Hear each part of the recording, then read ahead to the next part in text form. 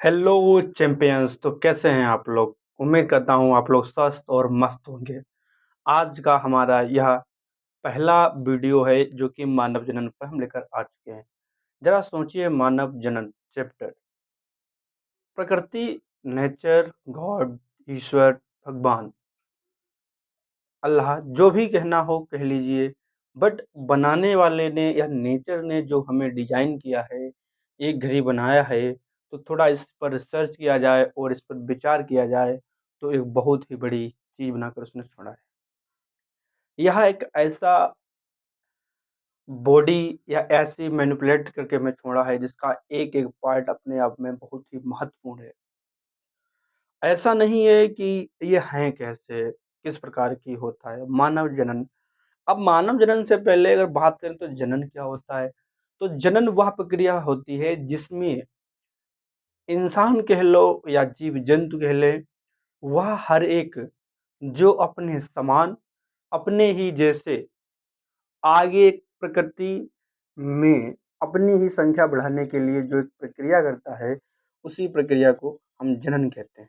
क्या कहते हैं? जनन। देखते हैं जनन क्या होता है। उम्मीद करता हूँ क्लियर आ रही होगी बात। ठीक है। जनन। तो जनन क्या होता है? तो जनन दो प्रकार के होते हैं। एक जनन होता है जो जरायुजी, और दूसरा होता है जिसे हम कहते हैं अंडयुजी। ठीक है। पहला जनन जो होता है जरायुजी, और दूसरा होता है अंडयुजी। जरायुजी क्या होते हैं? वे जिनके कान होते हैं, स्तन होते हैं, और बच्चे जो पैदा करते हैं, वे क्या होंगे? जरायुजी होंगे। पहला पॉइंट में क्या है कि वे जरायुजी कौन होगा? जिनके कान क्या होते हैं? होते हैं। दूसरा पॉइंट क्या है? उनके अंदर स्तन स्तन होते हैं। तीसरा पॉइंट क्या होगा? बच्चे पैदा करते हैं। अंडीजी क्या होंगे? जिनके कान नहीं होते हैं, स्तन नहीं होते हैं, और बच्चे पैदा नहीं करते। तो करते क्या हैं? ये अंडे देते हैं। क्या देते हैं? ये अंडे देते हैं। ऐसे जीव जो जिनके कान ना हो, ना स्तन हो, बच्चे पैदा करते हो, और ना ही इनके अंदर, ये सिर्फ अंडे देते हैं, और बस उसी अंडे से फर्टिलाइज होकर वो अंडा तैयार होता है, उससे एक जीव तैयार होता है। तो जरा जनन हमने क्या बताया? जनन दो प्रकार के होते हैं, जरायुजी और अंडयुजी। आगे देखते हैं। वे जरायुजी जो जिनके कान होते हैं, स्तन होते हैं, और बच्चे पैदा करते हैं। अब हम बात करें जनन की। जनन क्या होता है? हमने अभी बताया, प्रत्येक जीव अपने समान, किंतु क्या होगा? अपने से छोटे जीव उत्पन्न करता है। क्या? अपने से छोटे जीव उत्पन्न करता है। इस प्रक्रिया को क्या कहेंगे? इस प्रक्रिया को हम जनन कहते हैं। क्या कहेंगे? जनन। देखिए, हमने क्या लिखेंगे यहाँ पे कि प्रत्येक जीव अपने समान,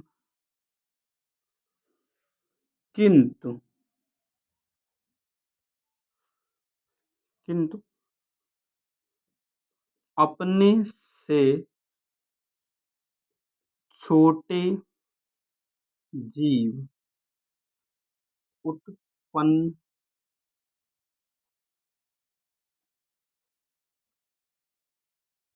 करता है। अपने समान, अपने से छोटे जीव उत्पन्न करता है। इस प्रक्रिया को जनन कहते हैं। प्रत्येक जीव अपने समान किंतु अपने से छोटे जीव उत्पन्न करता है और इसी प्रक्रिया को हम कहते हैं जनन। क्या कहेंगे? जनन कहते हैं। तो इतनी बात क्लियर हुई। ठीक है, और एक नोट पॉइंट ये डाल लेना, इधर दिख रहा हो, क्लियर है इतना? ठीक है, यहाँ पर नीचे लिख लेना साइड में या यहाँ पर। एक नोट पॉइंट क्या है कि जो जीव होते हैं, जो जनन करते हैं, जानवर होते हैं, वो उनका जनन करने को निश्चित दौर आता है, एक समय आता है जिसमें वो जनन करते ही करते हैं। जैसे कोई जानवर हो, उसका एक पीरियड चलता है, उस पीरियड्स के बाद एक समय के बाद में वो जनन करते हैं। जैसे डॉग्स देख लीजिए और अन्य जानवर से देख लीजिए, जिनका एक समय आता है, उस समय पर वो ही जनन करते हैं। बट दो ऐसे लोग हैं जिनका जनन सिर्फ आनंद के लिए करते हैं। किसके लिए करते हैं? वह कौन है? जो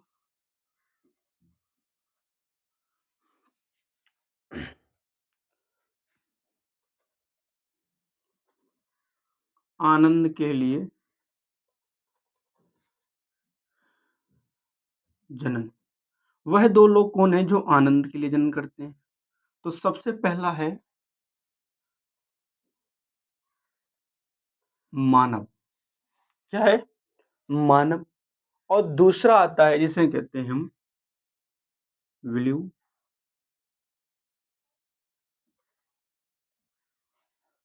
क्या कहते हैं? ब्लू व्हेल होता है, व्हेल लिख दिया हमने। क्या होता है? Blue whale. ठीक है, क्या होता है? Blue whale. ये दो ऐसे जीव हैं जो सिर्फ जनन करते हैं, सिर्फ आनंद और आनंद के लिए। ये पूछा भी जा सकता है बहुविकल्पी में हम लोगों से कि जो आनंद के लिए ऐसे कौन से दो प्राणी हैं जो आनंद के लिए जनन करते हैं? तो एक है मनुष्य यानी मानव, दूसरा है ब्लू व्हेल। इतना कॉन्सेप्ट क्लियर है?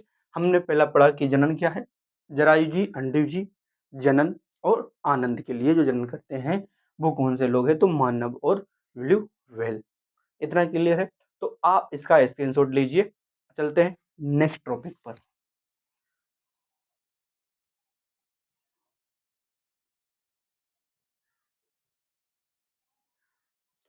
उम्मीद करता हूं आपने स्क्रीनशॉट ले लिया होगा। चलते हैं नेक्स्ट पॉइंट की तरफ।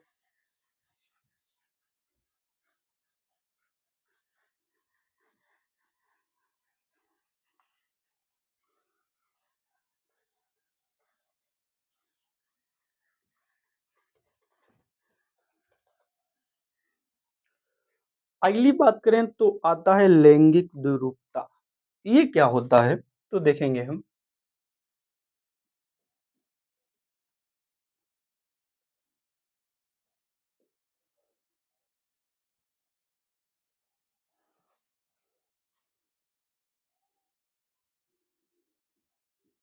लैंगिक द्विरूपता क्या होता है? ये लैंगिक द्विरूपता जिसे कहते हैं सेक्सुअल डेफॉर्मेशन। ये किसका मतलब क्या होता है? द्विलैंगिक रूपता का मतलब होता है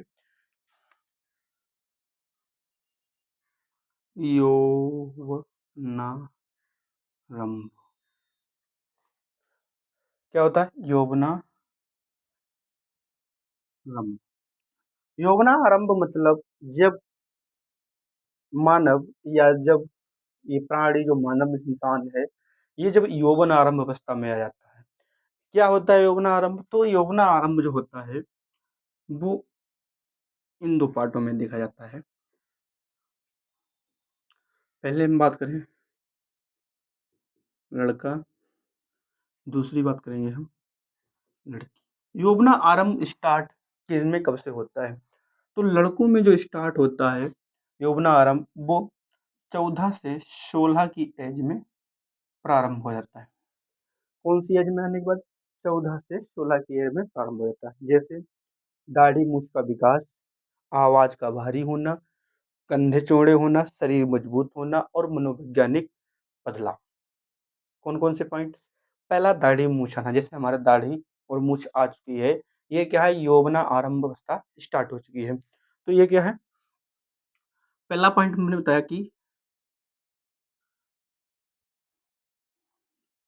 दाढ़ी मूछ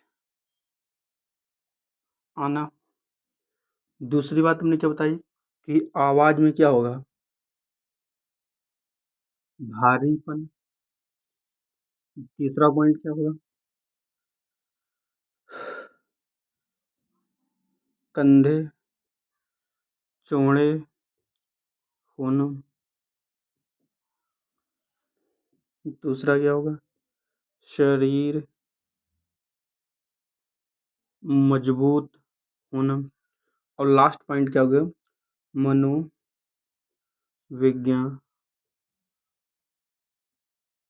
मनोवैज्ञानिक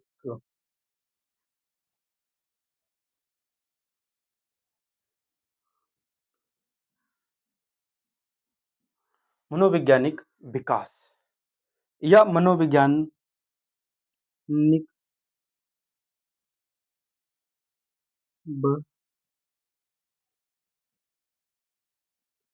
बदलाव होगा। क्या होगा, बदलाव होगा। दूसरे पॉइंट में बात करें लड़कियों में, ये कब से प्रारंभ हो जाता है, तो यह 11 से 13 की एज में यौवनारंभ प्रारंभ हो जाता है। इनमें क्या होता है, 11 से 13 वर्ष में इनकी जो क्वालिटी है वॉइस की वो क्या होती है, यानी कंठ की वो क्या होती है, आवाज मधुर। पहला पॉइंट क्या होगा, आवाज मधुर होगा। दूसरी बात करें, इनकी मासिक चक्र प्रारंभ होता है, मासिक चक्र, ठीक है। मासिक चक्र प्रारंभ होता है, इनकी श्रोणि गुहा चौड़ी होती है और श्रोणि गुहा चौड़ी हो जाती है। स्तनों का विकास होता है। और लास्ट पॉइंट जो होता है उसे कहते हैं हम मनोवैज्ञानिक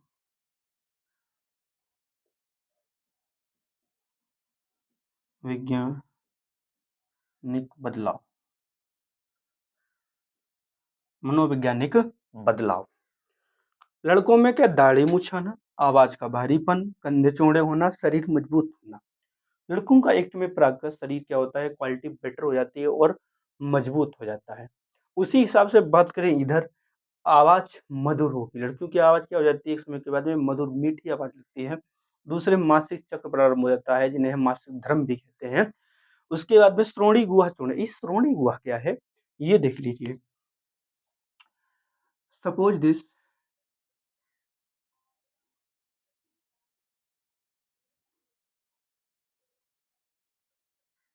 यह मानो क्या है, कुछ आकृति, ठीक है।